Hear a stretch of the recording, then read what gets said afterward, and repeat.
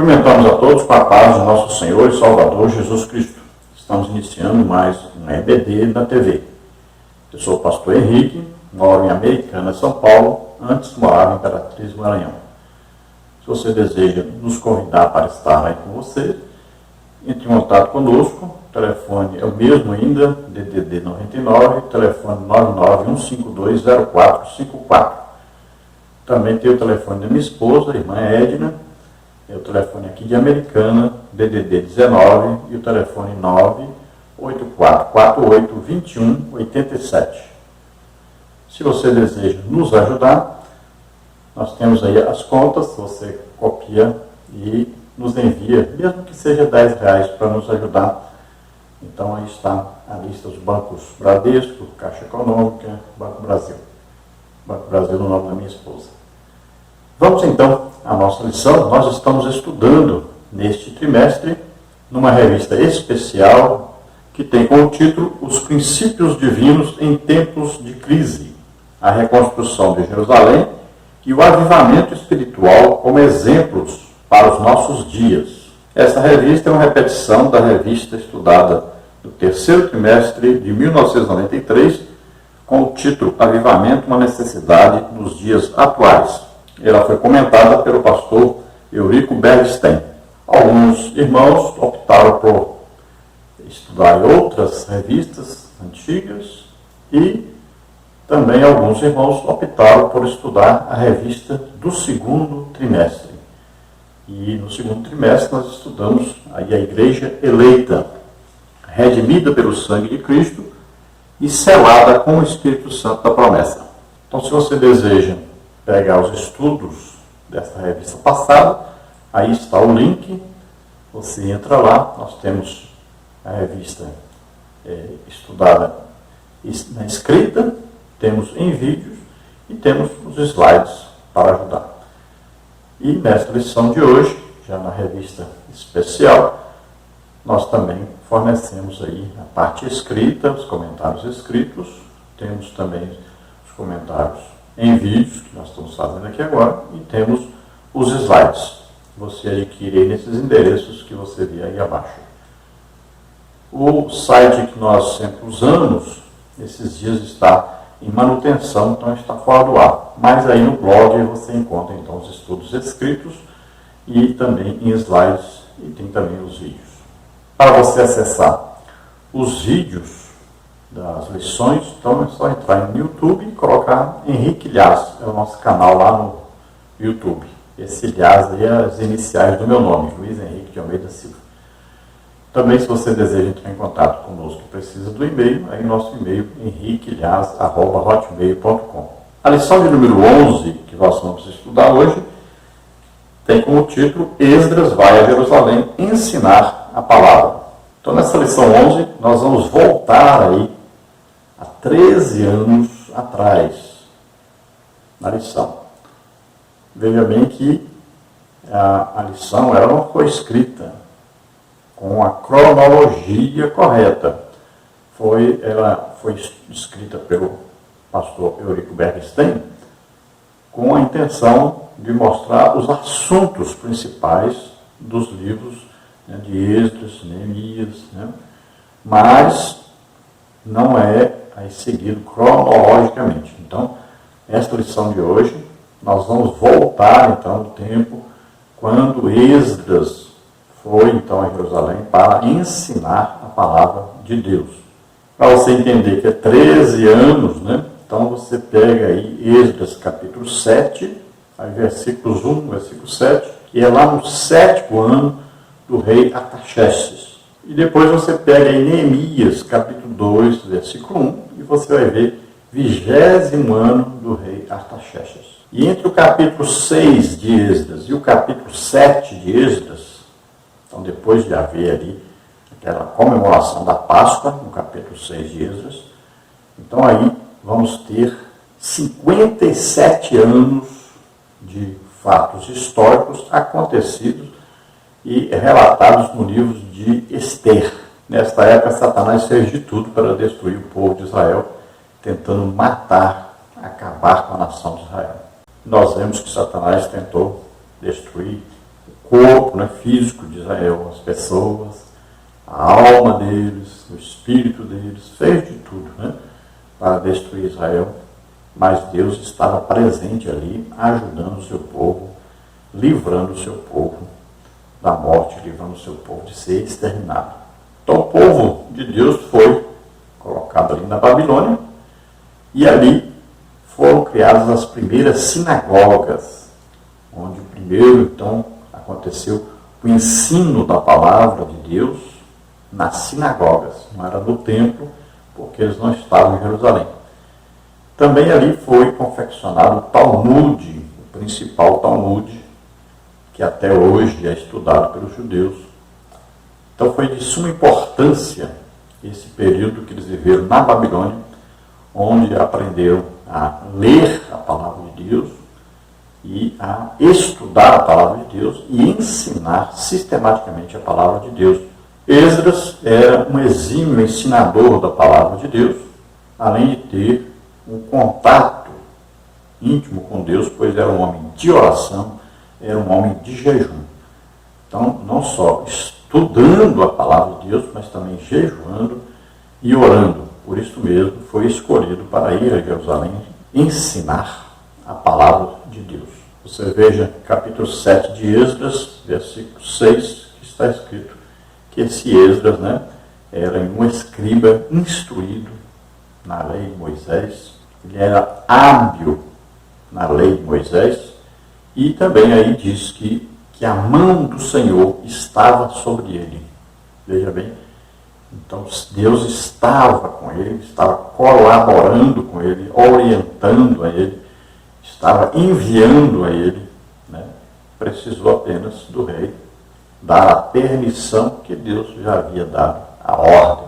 Por isso mesmo o rei dá tudo o que Esdras pede e envia então Esdras com qualquer judeu que quisesse ir com Esdras, o rei permitiu que eles fossem. E nós sabemos que tanto Esdras quanto Neemias eram homens de oração, de estudo da palavra de Deus e de jejum. Então não podemos ficar nos extremos. Tem gente que ora muito, mas quase não lê a Bíblia, não estuda a Bíblia. Tem gente que estuda muito a Bíblia, mas não ora quase nada. E tem gente, a maioria, que esqueceram até o que é jejum. Então, o equilíbrio é encontrado na prática sempre dessas três coisas. Todo mundo já sabe disso. O que você faz para ser um homem de Deus, usado por Deus, fazer uma grande obra para Deus? Jejum, oração, estudo da Bíblia. Todo mundo já sabe disso. Então é só fazer isso. É simples. Olha, o avivamento é muito falado, muito comentado, muita gente fala sobre o avivamento. Mas o avivamento, sem essas três coisas, não acontece. Se tiver aí um ensaio de um avivamento só com estudo bíblico, não vai ter o avivamento. Se tiver só com oração, não vai haver avivamento. Se tiver com Bíblia e oração, mesmo assim, não acontece avivamento. E as pessoas teimam e querem fazer o avivamento sem esses três elementos, usando um só ou dois. Mas só acontece com os três. Eu participei de 2 grandes avivamentos, mais grandes avivamentos mesmo. E desses avivamentos nasceram inúmeras igrejas. Mas o avivamento foi assim, sempre jejum, oração, estudo da Bíblia. É muito jejum, é muita oração, é muito estudo da Bíblia. Sem essas três coisas não existe avivamento. E olha que desde 1991 nunca mais eu vi um avivamento. Um legítimo avivamento. E num legítimo avivamento da igreja existem todos os dons do Espírito Santo em plena ação, em plena atividade. Então o avivamento sem a Bíblia é fanatismo. avivamento. Sem a oração é formalismo e avivamento. Sem jejum é avivamento carnal. Veja só. É assim que funciona. Então, para haver avivamento, aqueles que vão ali liderar esse avivamento devem estar constantemente na prática do jejum, da oração e do estudo da palavra de Deus. No jejum, na oração e na prática e estudo da palavra de Deus. E, é claro, ensinando o povo a estar também nesta prática. Olha, esse estudo de hoje é o estudo falando sobre a ida de Esdras a Jerusalém para ensinar a palavra de Deus. Então, a leitura bíblica em classe, que está aí na revista, ela está incorreta. Então, o correto é usar Neemias, capítulo 8, do versículo 1 ao versículo 12. Esta é a leitura correta para esta lição de hoje. E onde nós vamos ler agora, então, a leitura bíblica, Neemias, capítulo 8, versículo 1 ao versículo 12. Vamos ler, então. E chegado o 7º mês, e estando os filhos de Israel nas suas cidades, todo o povo se juntou como um só homem na praça, diante da porta das águas, e disseram a Esdras, o escriba, que trouxesse o livro da lei de Moisés, que o Senhor tinha ordenado a Israel. E Esdras, o sacerdote, trouxe a lei perante a congregação, assim de homens como de mulheres, e de todos os sábios, para ouvirem no primeiro dia do 7º mês. E leu nela diante da praça, que está diante da porta das águas, desde a alva até o meio-dia, perante homens e mulheres e sábios, e os ouvidos de todo o povo estavam atentos ao livro da lei. E Esdras, o escriba, estava sobre um púlpito de madeira, que fizeram para aquele fim, e estava em pé junto a ele, à sua mão direita, Matitias, e Sema, e Anaías, e Urias, e Ilquias, e Maazéias, e à sua mão esquerda, Pedaías, e Misael, e Malquias, e Azum, e Asbadana, e Zacarias, e Mesulão.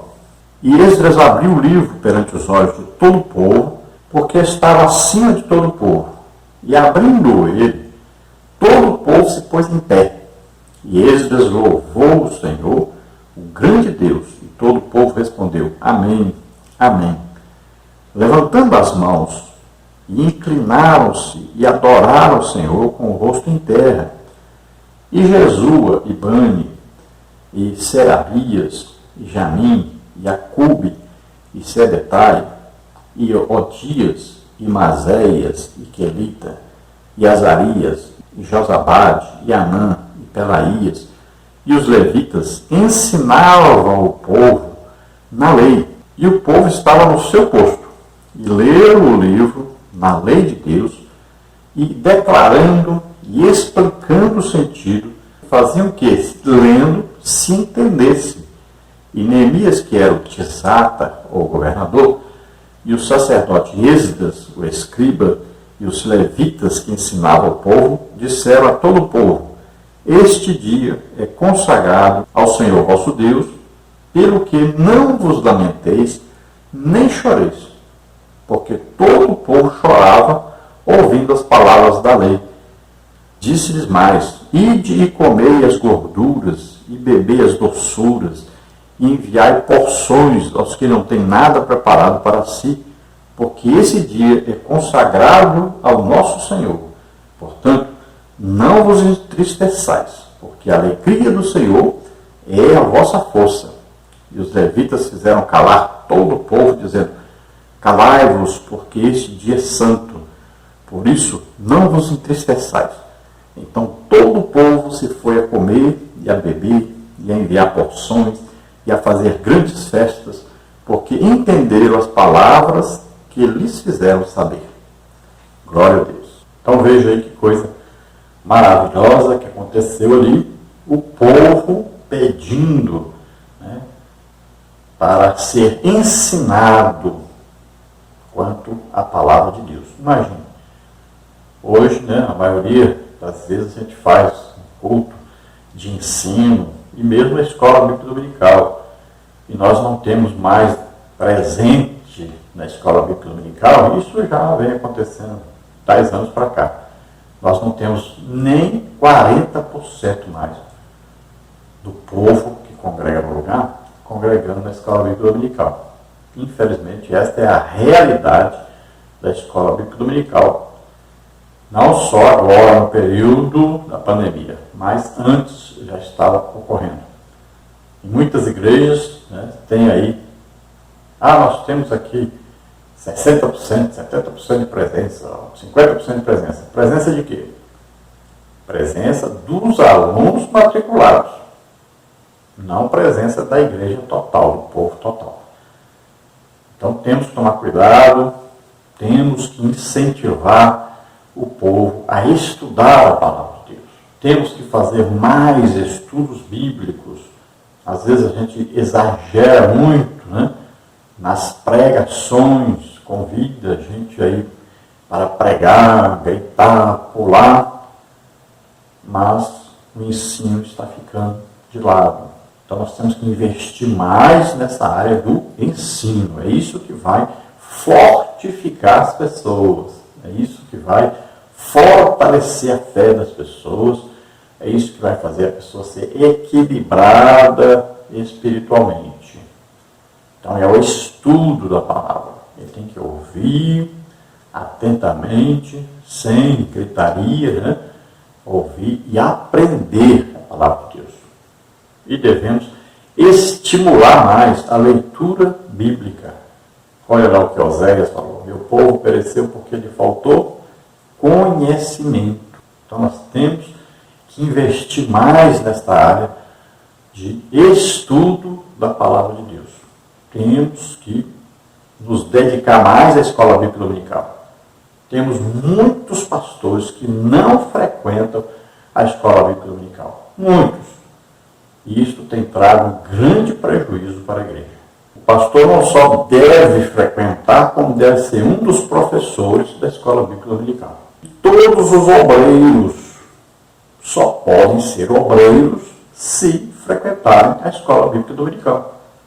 Como é que alguém vai ensinar se ele não aprende? Isto é um princípio básico. Vamos ver aí o texto-aula da nossa lição, então, que está em Hebreus 6, 5a. Diz, e provaram a boa palavra de Deus. Então veja, a palavra de Deus deve ser lida, estudada, como se fosse o quê? Uma comida. Nós temos que comer esta palavra. Ou seja, ela deve penetrar em nosso ser. Então a Bíblia não é só para ser decorada, mas ela precisa penetrar o nosso espírito. Então olha só, a fé vem pelo ouvir. E ouvir o quê? A palavra de Deus. Então nós vamos ler a palavra falando, né, para ouvirmos. Vamos meditar nesta palavra, entender esta palavra com o nosso intelecto, com a nossa inteligência. E esta palavra deve ser colocada em nosso espírito, revelada pelo Espírito Santo, para que nós possamos crescer espiritualmente. Então veja só que o versículo está falando exatamente sobre isso. A palavra não deve ser só lida, nem só decorada, mas aprendida e colocada no coração, colocada em prática. Deve mudar a nossa vida. Então é provar da palavra e crermos que esta palavra, ela é o próprio Jesus Cristo e ela tem poder. Veja bem que está escrito, o Evangelho é poder de Deus. Então ela vai fazer alguma coisa. Então ela não vai vir de Deus para nós e não fazer efeito. Então é como uma chuva que rega a terra. Então ela vai fazer efeito. A palavra tem que ser falada, tem que ser explicada, tem que ser ensinada com cuidado para que produza efeito. E aquele que ensina deve estar cheio do Espírito Santo para que esta palavra seja falada, ensinada na unção do Espírito Santo. A verdade prática diz, a palavra de Deus é semelhante a uma afiada espada, é poderosa e penetrante. Veja o que está escrito em Hebreus, aí, capítulo 4, versículo 12. Porque a palavra de Deus é viva e eficaz e mais penetrante do que qualquer espada de 2 gumes e penetra até a divisão da alma e do espírito e das juntas e medulas e é apta para discernir os pensamentos e intenções do coração. Veja que coisa maravilhosa é a palavra de Deus. Então veja bem, ela é viva, ela traz vida. Jesus disse, eu sou o caminho, a verdade e a vida, e ninguém vem ao Pai senão por mim. Então a palavra é viva, ela traz vida. Ela é eficaz, porque ela produz. A palavra, quando vem, ela vai produzir algo em nossa vida, principalmente o arrependimento dos pecados. Então ela penetra em nós. Você pode pegar uma espada mais afiada que existe, você vai ver, penetrar, mas ela não vai atingir todo o ser. Já a palavra de Deus é mais penetrante do que uma espada de 2 gumes. Ela penetra o nosso ser todo. E ela é capaz de fazer uma coisa impossível aos homens, que é dividir alma e espírito. Que a maioria das pessoas nem consegue entender como é que pode. Porque a alma se confunde com o espírito com a alma. Mas a palavra de Deus é capaz de penetrar e dividir, separar e dizer, isso aqui é alma, isso aqui é espírito. E ela é capaz também penetrar juntas e medulas. Isso quer dizer que a palavra pode também trazer o quê? Mudança física. Olha, uma cura, por exemplo. Através de ouvir a palavra de Deus, você pode ser curado. Ao você ouvir que Jesus, por exemplo, levou sobre ele nossas dores, nossas enfermidades, e de repente você é curado. Olha, a palavra penetrou e fez o quê? Uma cura física. Ela também é apta para discernir os pensamentos. Veja bem, a palavra vem para revelar o que está dentro de nós. E até a intenção, o desejo de fazer alguma coisa, a palavra de Deus vai revelar e já vai trazer a solução. É coisa maravilhosa a palavra de Deus. Por quê? A palavra de Deus é Jesus Cristo. Vamos ver agora então a introdução da lição. O grande valor do ensino da palavra de Deus é o assunto desta lição. Veremos como o governo da Pérsia enviou Esdras a Jerusalém a fim de verificar se a vida eclesiástica dos judeus estava conforme a lei de Deus. Então veja que Artaxerxes, vendo a capacidade de Esdras, que ele era um escriba, era muito entendido na palavra de Deus. Então, vendo isso, ele envia Esdras para ensinar a palavra de Deus em Jerusalém, que havia necessidade de ensino. Veja bem, aquelas pessoas que foram para Jerusalém, os judeus, muitos deles nasceram no cativeiro, não tinham quase conhecimento nenhum da palavra de Deus. Outros mais idosos que foram, já tinham se esquecido de muita coisa sobre a palavra de Deus. Então eles precisavam de ensino. Também tem outro problema. A palavra de Deus era escrita em hebraico. E eles, com o tempo que passaram no cativeiro, aprenderam a falar aramaico. Então eles não conseguiam entender corretamente a palavra de Deus. Já Esdras e Neemias escrevem, então, em aramaico. Mas a Torá estava escrita em hebraico. Então o que acontecia?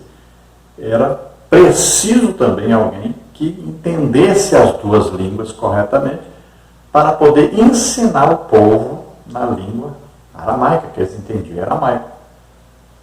Então veja só que Esdras vai para Jerusalém, enviado pelo rei, para fazer esse trabalho de ensino da palavra de Deus. Então ali, tanto Esdras, quanto Neemias, quanto aí vários levitas, sacerdotes que foram, Então, que entendiam melhor, que tinham acesso à palavra de Deus, que era muito difícil ter esse acesso, então esses foram ensinar o povo. Veja que aqueles que não puderam ir, os levitas foram até a casa deles, lá até fora de Jerusalém, para ensinarem a palavra de Deus a eles. Então, nessa lição nós vamos ver os seguintes tópicos e os seguintes subtópicos. No tópico 1, Artaxerxes envia Esdras. Subtópico 1, os judeus sob o domínio dos persas. Subtópico 2, Esdras é enviado a Jerusalém para ensinar a lei de Deus. Subtópico 3, a importante carta que o rei enviou com Esdras. Tópico 2, Esdras ensina a palavra ao povo. Subtópico 1, Esdras sai da Babilônia e vai a Jerusalém. Subtópico 2, o encontro de Esdras com Neemias. Subtópico 3, Esdras ensina a palavra ao povo. Subtópico 4, o ensino foi maravilhoso. Tópico 3, a palavra de Deus deve ser ensinada. Subtópico 1, Deus ordenou que a sua palavra fosse ensinada a todo o povo de 7 em 7 anos. Deuteronômio 31, 9 a 12. Subtópico 2, Jesus ordenou o ensino da sua palavra. Subtópico 3, o apóstolo Paulo conhecia a importância do ensino da palavra. Tópico 4, resultados do ensino da palavra de Deus. Subtópico 1, o ensino da palavra gera temor a Deus. Subtópico 2, o ensino da palavra implanta normas espirituais dos crentes. Subtópico 3, o ensino da palavra dá conhecimento. Tópico 1 aí, Artaxerxes envia Esdras. Subtópico 1, os judeus sob o domínio dos persas. Quando o reino da Pérsia derrotou Babilônia, os judeus que viviam naquele lugar passaram automaticamente ao domínio do governo persa. Os judeus puderam logo constatar que os persas eram mais brandos do que os babilônicos. Então nós sabemos ali que o governo babilônico foi dominado então pelos persas. Quando os persas governam, então não existe mais aquela exigência tremenda de adoração aos ídolos, né, da Babilônia. Então não havia mais aquele rigor. Os babilônicos estavam exigindo já adoração por parte dos judeus, né? Estavam escravizando o povo judeu. Já os persas governavam de maneira diferente. Eles governavam deixando que as pessoas ficassem mais livres, pudessem plantar, ter um comércio, né? Pudessem aí, trabalhar dentro da sua cultura própria, da sua religião própria. Então eles incentivavam as pessoas na sua cultura própria, do seu próprio país. E foi assim então que Artaxerxes enviou então Esdras para ajudar o povo em Jerusalém a aprender a palavra de Deus. Ele foi com a função de ensinar a palavra de Deus. Subtópico 2, Esdras é enviado a Jerusalém para ensinar a lei de Deus. No seu contato com Esdras, escriba e sacerdote, o rei ficou impressionado com o elevado grau de conhecimento que Esdras possuía da lei do Deus de Israel e quis, junto com seus 7 conselheiros, enviá-lo a Jerusalém a fim de inquirir acerca da situação espiritual dos residentes ali. Esdras 7,14. Olha o que está escrito aí em Esdras 7,14. Porquanto da parte do rei e dos seus 7 conselheiros, és mandado para fazeres inquirição em Judá e em Jerusalém, conforme a lei do teu Deus que está na tua mão, e para levares a prata e o ouro que o rei e os seus conselheiros voluntariamente deram ao Deus de Israel, cuja habitação está em Jerusalém. Então veja que era um desejo de Esdras fazer isto. E Deus, então, permite, através de Artaxerxes e seus conselheiros, então, que, ouvindo Esdras falar sobre a palavra de Deus, né, eles viram que ele tinha um grande conhecimento. Vejam, o contato dele ali com o rei foi importantíssimo. Ao invés de se comportar como hoje nós vemos muitos políticos, né, pelo contrário, ali, Esdras era um excelente ensinador da palavra de Deus e dava um bom testemunho. Ele era um homem íntegro, fiel a Deus. Então o rei, percebendo isso, ele escolhe, olha, a melhor pessoa para enviar é Esdras. Ele tem entendimento, conhecimento, ele tem uma autoridade de Deus para ensinar a palavra de Deus. Então foi confiado a Esdras este ensino, além de doações que o rei mandou e também uma carta autorizando ele a fazer isso. E veja que o rei falou bem claro sobre a situação espiritual daquele povo. Olha bem, espiritual significa que eles conhecem do seu Deus. Então, olha só, a preocupação era com o conhecimento sobre Deus. É uma coisa maravilhosa isso. Deus colocar isso no coração de um rei que não conhecia Deus, né? Colocar nele o desejo de que o povo de Deus conhecesse o seu Deus segundo a palavra desse próprio Deus. Isso é uma coisa maravilhosíssima. Subtópico 3, a importante carta que o rei enviou com Esdras. O rei enviou com Esdras uma carta escrita em aramaico, que está registrada em Esdras 7, 12 a 26. Através dessa carta, o rei decretou: qualquer judeu que assim desejasse poderia acompanhar Esdras a Jerusalém. Versículo 12. Os que fossem a Jerusalém poderão levar consigo ouro e prata voluntariamente dados pelo rei e seus conselheiros, ou dados como ofertas voluntárias do povo. Versículo 15. Os vasos sagrados que ainda estavam na Babilônia seriam restituídos. Esdras, aí no versículo 19. Qualquer despesa seria paga pelo tesouro do rei. Não seriam impostos aos servidores do templo direitos, tributos e rendas aí, né? Versículo 24. Esdras poderia nomear regentes e juízes para que a vida eclesiástica viesse a funcionar conforme a lei de Deus. Versículo 25. Esdras louvou a Deus que tinha inspirado o rei a fazer tudo isso, estendendo-lhe a beneficência perante o rei. Versículos 27 e 28. Então, olha que coisa maravilhosa. O rei dá uma carta para Esdras e olha só o que ele quer que seja feito. Isso aí é exatamente o que Deus quer que seja feito. E um rei ímpio é que é um instrumento para dizer a Esdras o que é que tem que ser feito. Olha só. É uma coisa impressionante isso. Vamos ver, olha. Primeiro, qualquer judeu que quisesse ir, poderia ir. Olha só. O rei está abrindo mão de pessoas que estavam ali presas, né, e poderia agora, então, quem quisesse, poderia ir. Estava totalmente livre para ir, se quisesse ir para Jerusalém. Olha só que coisa impressionante. Deus usando este homem.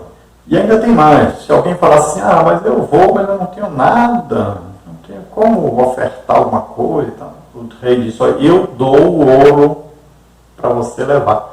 Qualquer pessoa que quiser ir, eu forneço ouro para ele levar e dar de oferta lá. Outra coisa, mas onde é que estão os vasos, as coisas do templo que precisam ser colocadas lá, foram tomados? Eu devolvo tudo. Pode ver aí onde é que estão. Vamos devolver tudo. Todo o material que foi roubado do templo, nós vamos devolver tudo. Então aqueles vasos sagrados foram devolvidos. Outra coisa, toda a despesa necessária, tudo que precisasse, o rei disse, eu pago todas as despesas, tudo que precisar, só falar, nós pagamos. Outra coisa, quem trabalhasse no templo não precisaria pagar imposto, tributo, né? Ninguém teria ali que contribuir com o governo da Pérsia financeiramente. Poderiam viver ali, ter ali os seus dízimos, né, suas ofertas, e não precisariam passar nada para o governo. Também para haver uma organização, era preciso ter pessoas que governassem sobre o povo. Então, foi dada essa tarefa e essa autoridade a Esdras de escolher pessoas para serem aí os juízes, os regentes entre o povo, para haver o que? Uma organização social. Então, diante disso, Esdras viu que ali estava a mão de Deus. Tudo aquilo ali era Deus que havia colocado no entendimento do rei, no subconsciente do rei. Então ele estava passando para Esdras exatamente o que ele queria. Então Esdras entendeu claramente que era de Deus, ele louvou a Deus, né?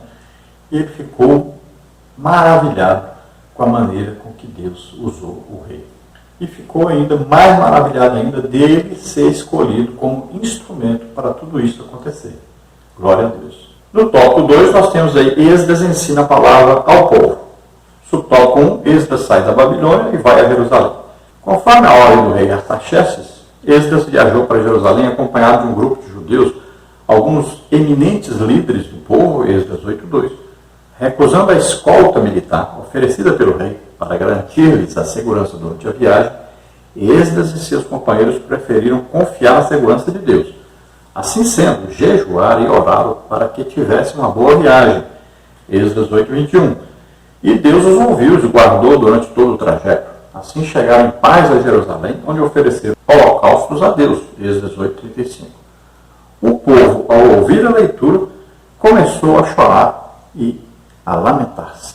Então Esdras vai, leva consigo alguns judeus eminentes, ou seja, importantes, que vão ajudar no governo, né?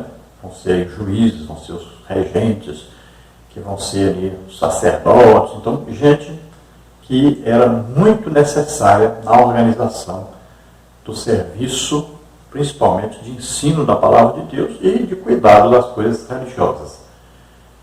Agora, ele não poderia dizer, não, o rei, me dá aí os guardas. O rei até ofereceu, né, ajuda para a escolta, para que eles não fossem roubados, assaltados.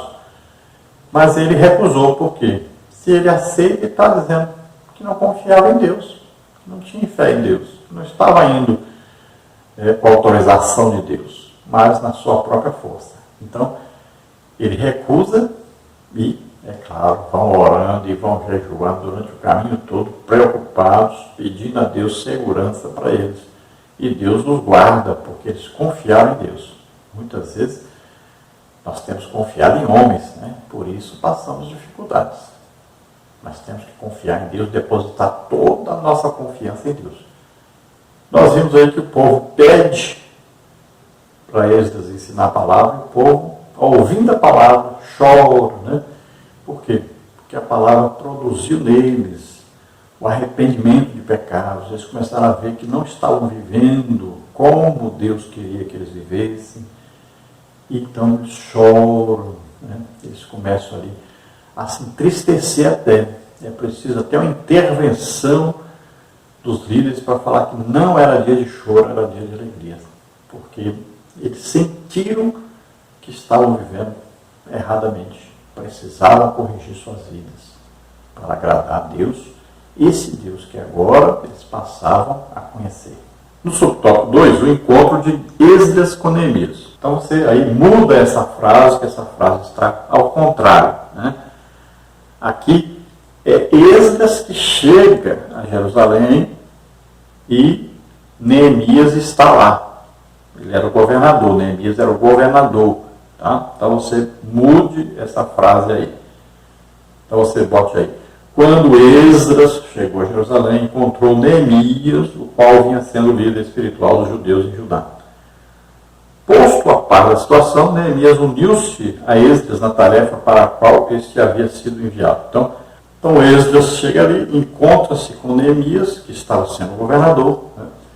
E os dois juntos, você pode ver aí, que quando é lida a palavra de Deus, né, ensinada, eles participam, tanto Esdras quanto Neemias participa desse ensino ao povo e participa então do governo, Esdras na parte espiritual, né, e Neemias cuidando mais da parte então da organização social, né, do governo mesmo de Jerusalém e de todo o Judá. Subtópico 3, Esdras ensina a palavra ao povo. Na festa dos tabernáculos, no dia 1º do mês 7º, houve santa convocação. Levíticos 23, 34 e 35. O povo se ajuntou como um só homem diante da porta das águas. Neemias 8:1. E Esdras trouxe o livro da lei. A lei de Deus foi lida ao povo desde a alva até o meio-dia. Havia sido construído um púlpito de madeira para aquele fim, e em pé, ao lado de Esdras, havia um grupo de 13 auxiliares. Neemias 8:4. Ainda cooperava um grupo de levitas, E o objetivo era fazer todo o povo entender o que estava sendo lido no livro da lei de Deus, Neemias 8:8. Então, de 7 em 7 anos, era ordenado por Deus que houvesse um ensino da palavra de Deus ao povo, ou seja, para recordar o povo das coisas que Deus queria que o povo fizesse, da maneira que Deus queria que o povo vivesse. Porque os mais velhos iam ensinando os mais novos, mas era oralmente, não havia cópias. Não é igual hoje que existem bíblias. Existiam os rolos, mas só algumas pessoas, né? Os sacerdotes, os reis é que tinham. Então, era lido, era ensinado, mas a pessoa se esquecia de muita coisa. Você mesmo pode ver, se você passar aí muito tempo sem ler a Bíblia, você começa, às vezes, até confundir um versículo com outro, né? E falar alguma coisa que não está escrito na Bíblia, e achar que está escrito, né? Nós vemos muita gente pregando, ensinando, fazendo isso. Então confunde mesmo. Imagina aquele povo que não tinha aí um local, né, próprio para ensino, que não tinha todo dia a possibilidade de estar aprendendo. Então eles esqueciam. Então era preciso, de 7 em 7 anos, que eles fossem relembrados. Então era tudo lido. Olha, eu li a Bíblia todinha em 3 meses. Aqui eles ficaram o quê? 7 dias estudando a palavra de Deus. 7 dias, desde a alva até meio-dia, se for das 6 até meio-dia, são 6 horas de ensino. Se for 4, se for 5. Mas veja bem, todo dia um ensino assim, eles estudaram o Pentateuco todinho nesses 7 dias. Além disso, estudaram mais coisas. Já estava escrito o Antigo Testamento quase todo. Então eles estudaram os livros poéticos, né? Estudaram os profetas, estudaram o Pentateuco. Então veja bem, é um estudo da palavra de Deus. O que estava escrito, de tudo que era importante, foi ali lido e explicado para eles. Então você fala, de onde veio esse negócio aí de púlpito? Daí, olha aí, ali já fizeram um púlpito de madeira para eles ficar acima do povo, né? Para que o povo em volta pudesse ver. Porque quando você vê a pessoa falando, né? Se olhando para a pessoa, você presta mais atenção, você aprende mais. Por isso, a importância de um púlpito. E ali os auxiliares também estavam junto com Esdras, para ajudá-lo também a ensinar a palavra de Deus, para ajudá-lo também a ler, né, e explicar a palavra de Deus.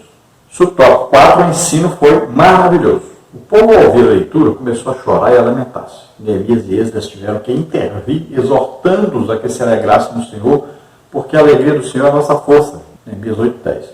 O povo então foi comer, beber e festejar, porque todos entenderam as palavras que eles fizeram saber. Neemias 8:12.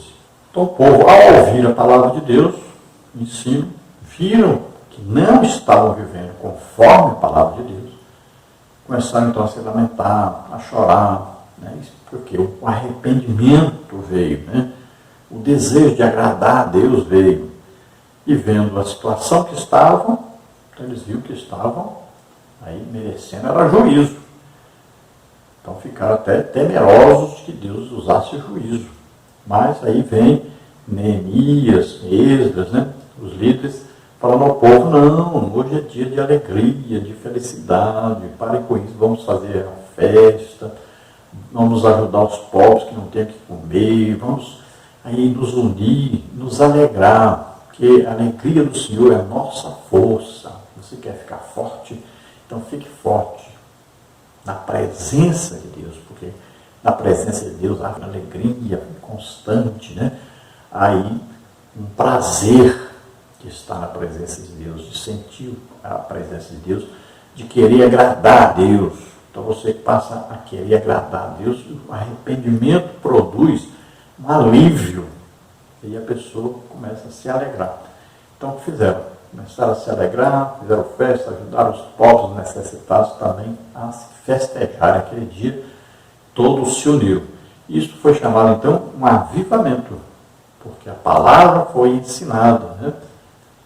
Olha aí, fala aí, sempre no livro de Neemias e Esdras fala sobre jejum, sobre oração, né, e sobre estudo da palavra de Deus. Essas três coisas sempre traz um avivamento.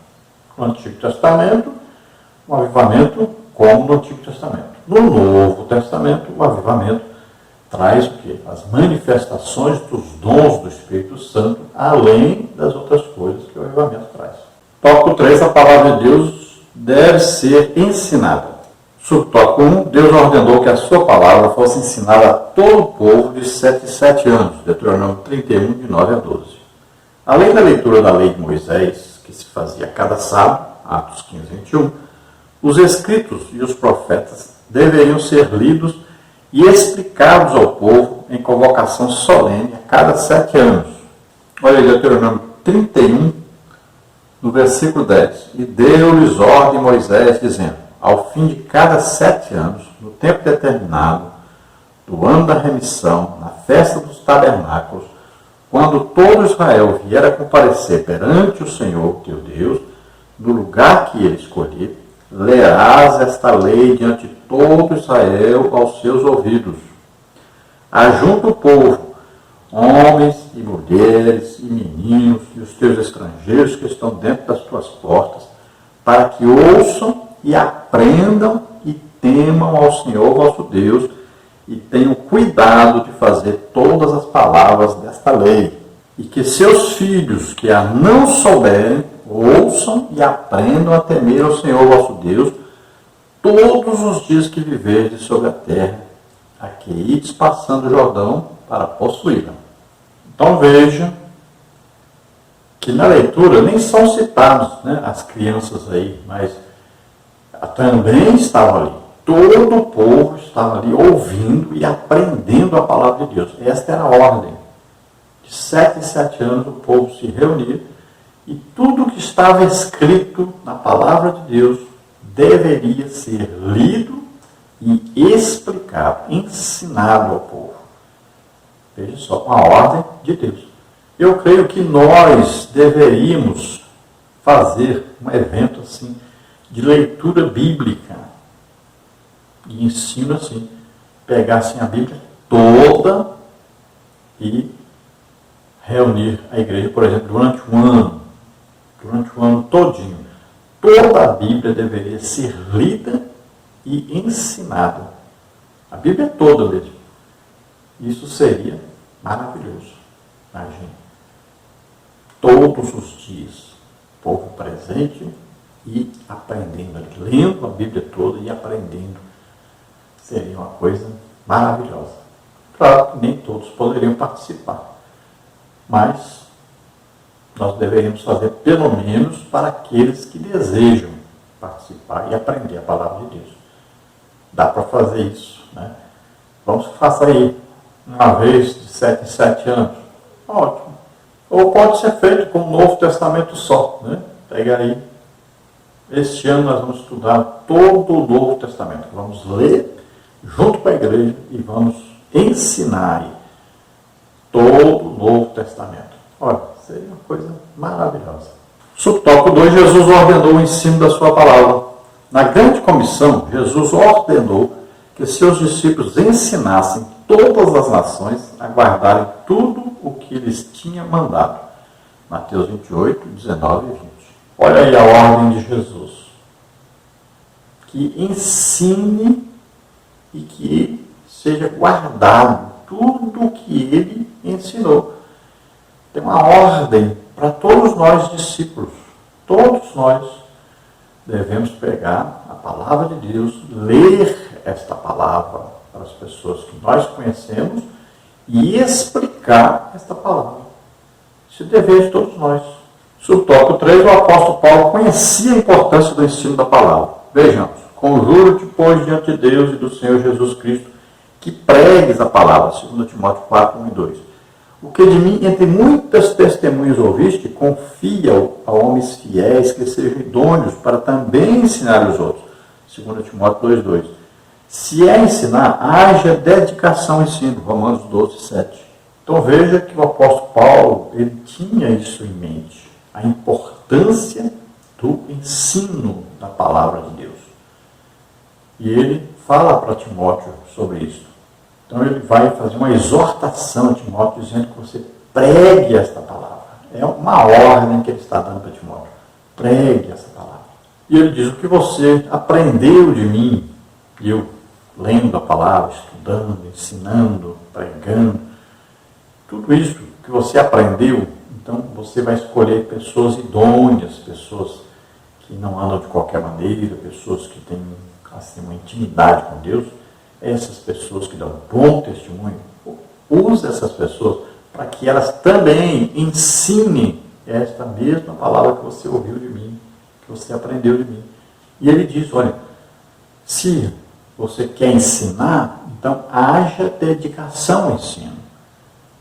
Essa dedicação é o quê? Uma exclusividade. Então a Bíblia passa a ser uma coisa importantíssima e que vai ser o quê? Toda ela lida, toda ela estudada, né? Todo dia deve estar ali no coração nosso, que nós temos que ler a Bíblia. Todos os dias temos que ler a Bíblia. E aquilo que vamos aprendendo, vamos repassando para os outros. Essa dedicação quer dizer que nós temos que ter ali um momento, né, na nossa vida, todo dia, tem que ter este horário que é para a leitura da Bíblia. Isso é importantíssimo. Temos que ter o tempo aí da oração, né? Temos que ter o tempo da leitura bíblica e temos que ter aí os dias de jejum. Isso é o quê? Vida normal de um cristão. Agora, se nós queremos ensinar a palavra de Deus, nós temos que nos dedicar ao estudo da palavra de Deus. Muitas vezes existe uma dedicação ao estudo de livros, mas falta a leitura bíblica e acaba esse ensino sendo prejudicado. Porque quando você vai ensinar o que está num livro, o livro não tem a autoridade da Bíblia e nem a perfeição da Bíblia. Acaba você pegando uma ideia do autor que muitas vezes não condiz com a Bíblia. Parece que sim, mas não. Então temos que tomar esse cuidado. Podemos ler muitos livros? Podemos, desde que você leia muito a Bíblia. Porque você vai comparar uma coisa com a outra. Mas se você ficar lendo só livro, vai acabar você tendo aí uma distorção na doutrina, né, na palavra de Deus. Tópico 4 e último, resultados do ensino da palavra de Deus. Subtópico 1, o ensino da palavra de Deus gera temor a Deus. Letra A, Deus falou, ajunta-me o povo e os farei ouvir a minha palavra, para que me temam todos os dias que na terra viverem. Deuteronômio 4:10. Guarda os mandamentos do Senhor para o temer. Deuteronômio 8:6. Letra B. Pelo temor a Deus, o crente se aparta do mal. Provérbios 3:7. Se desvia do mal. Provérbios 16:6. E aborrece o mau caminho. Provérbios 8:13.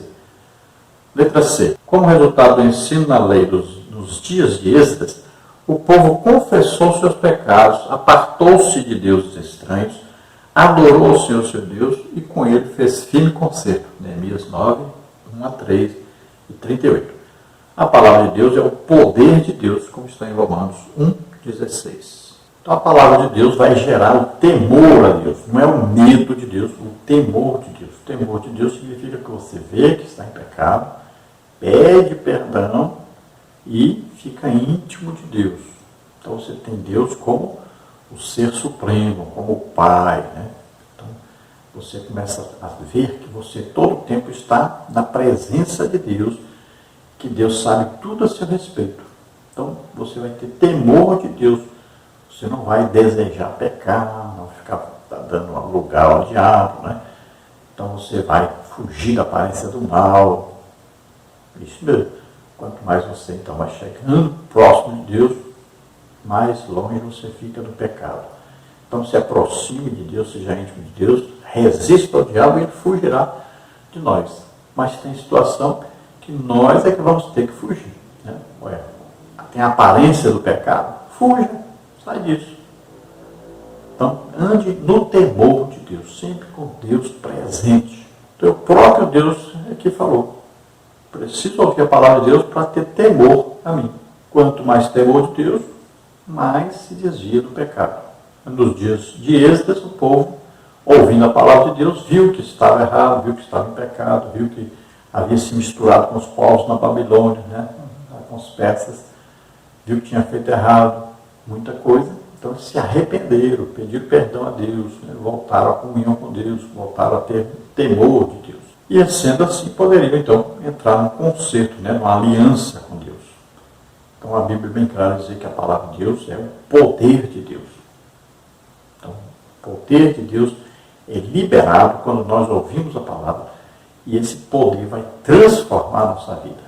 No subtópico 2, o ensino da palavra implanta normas espirituais nos crentes. Essas normas dão forma às manifestações da nova vida naquele que se converte, naquele que, pela operação do Espírito de Deus, passa a andar nos estatutos de Deus.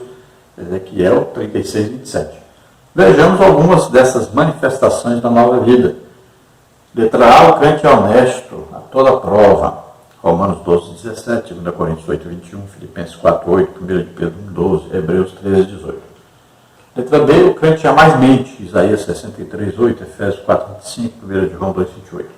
O crente tem o testemunho de sua consciência no Espírito Santo, de que ele não mentiu. Romanos 9, 1. Jesus disse, seja porém o vosso falar sim, sim, não, não, porque o que passa disso é de procedência maligna.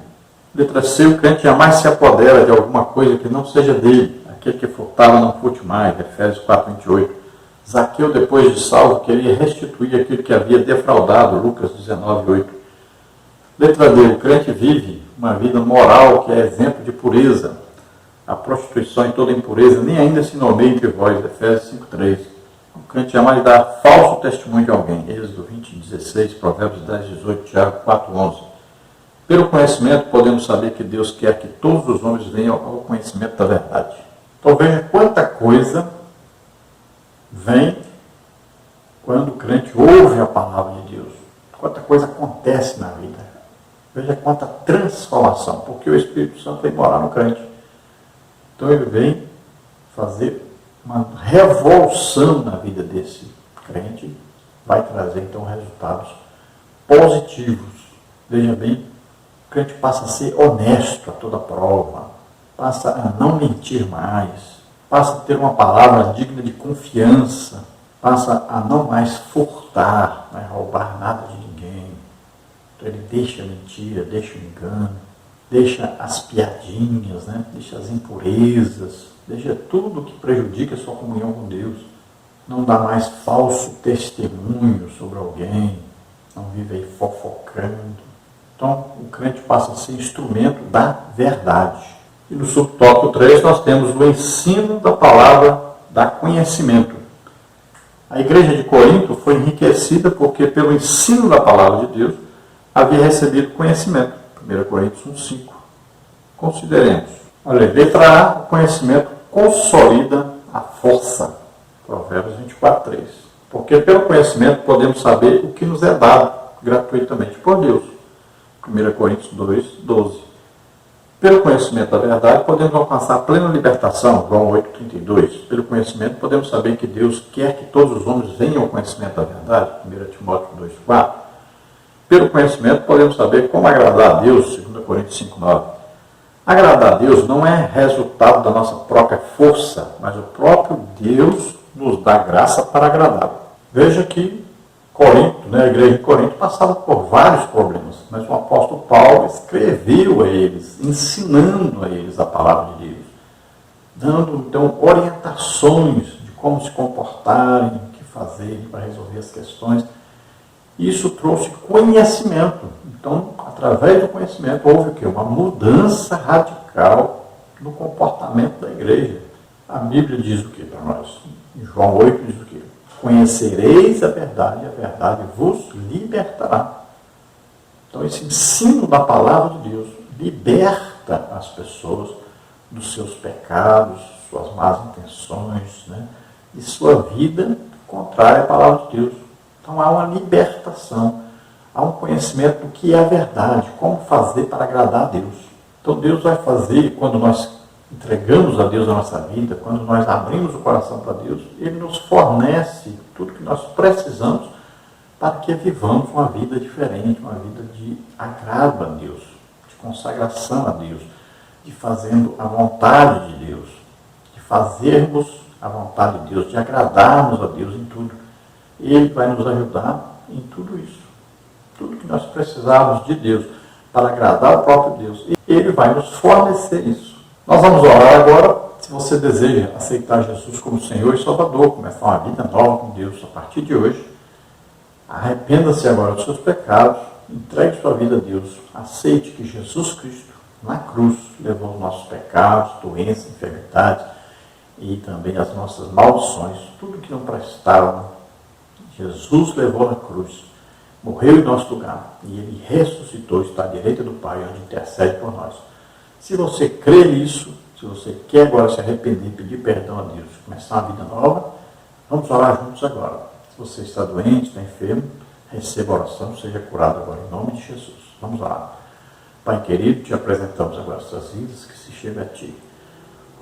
Graça, gosto e força. Ajuda o Senhor agora, Espírito Santo, convence-os do pecado, da justiça, do juízo. Vem, Senhor, transformando essas vidas. Vem, Senhor, curando todas as feridas. Vem, Senhor, perdoando todos os pecados, fazendo maravilhas. Vem fazendo deles morada do Espírito Santo, ó Senhor, em nome de Jesus. Aqueles que estão doentes, enfermos agora, nós oramos em nome de Jesus. Ministramos agora cura. Solta em nome de Jesus toda doença, toda enfermidade. Sai dessas vidas em nome de Jesus. Toca, Senhor Deus, agora. Vai até eles, Espírito Santo, agora, com poder, em nome de Jesus. Solta toda doença, toda enfermidade. Vem, Senhor, sobre eles, dá saúde, em nome de Jesus te pedimos e te agradecemos, em nome de Jesus. Glória a Deus. Amém. Glória a Deus.